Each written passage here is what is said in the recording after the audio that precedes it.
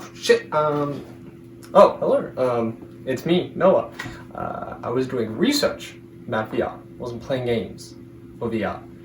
Which means we should be able to get into the video now.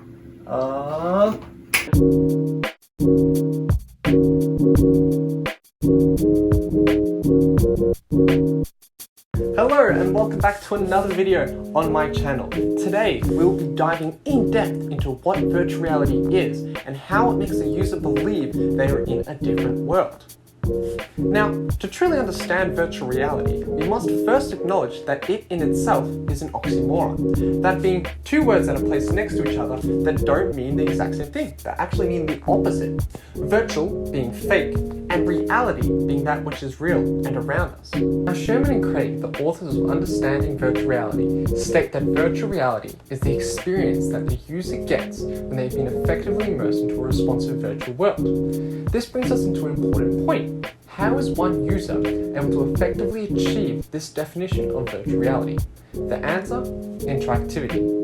To do a simple test, the way I know that I am truly in reality, as we know it, would be through being able to touch and feel and interact with the objects around me. For example, I can grab this banana or throw this ball up in the air and catch it. I know the actions that I take directly have an effect on the world around me. Now, the aim for virtual reality is to be able to achieve this level of interactivity despite the physical limitations of having to wear a visor and hold onto controllers to experience the virtual world that you are in. Stewart, in his paper Defining Virtual Reality, Dimensions Determining Telepresence, notes that interaction can be achieved through three major components. 1. Speed. 2. Range. And 3. Mapping. Now, speed is how quickly the virtual world is able to respond to your actions, such as shooting a bow or throwing a ball.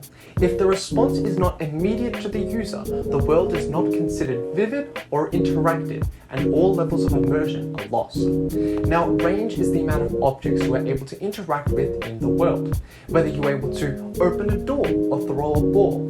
This level of interactivity shows how realistic the world can be, while mapping is the type of controller used for the user to interact with the virtual world, as a haptic glove would give more feedback and sensitivity compared to a controller.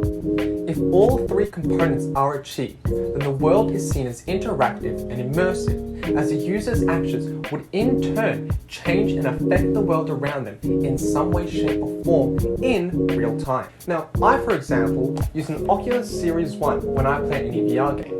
While playing these games, I assure you there have been many times where I've tried to grab onto something that's not next to me, like a bench or a piece of wood, and I've fallen to the ground in a heap as I put my weight down to try and lift myself up, and I realize there's nothing there to support me. And that just shows how much interactivity, how much realism is being placed into today's VR games.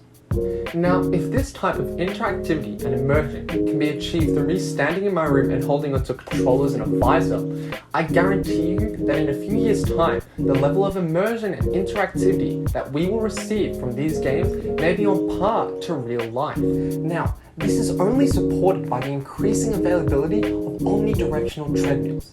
These allow you to move and run in any direction that you want as you exert physical force to push yourself forward in a virtual game. Now, testimonies from users of these have all stated that in large open world games, we can explore a large world, being faced with an enemy or a jump scare and having to run away using your own feet and strength makes you feel immersed as the danger now feels real. There's also been interesting developments into haptic feedback suits. These are suits that are able to effectively replicate the feeling of pressure and texture while in VR. A pioneer of this is B-Haptics, a company that specializes in haptic suits and is the pioneer in the industry. The newest haptic suit, the TAC-Suit X40, is one of the most advanced in the industry, although it only provides chest and upper body interactivity. With the addition of the ability to freely move around on an omnidirectional treadmill that allows you to exercise and exert real force while also being able to feel a haptic feedback of a hand or even a gunshot in the game, the three components of interactivity would be achieved to a much greater effect.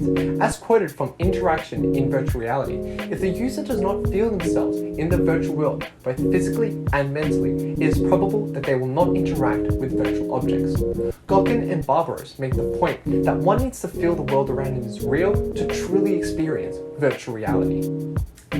As virtual reality experiences have become more immersive, people have begun to theorize and use it for therapy, with a lot of focus being placed on treating soldiers with PTSD.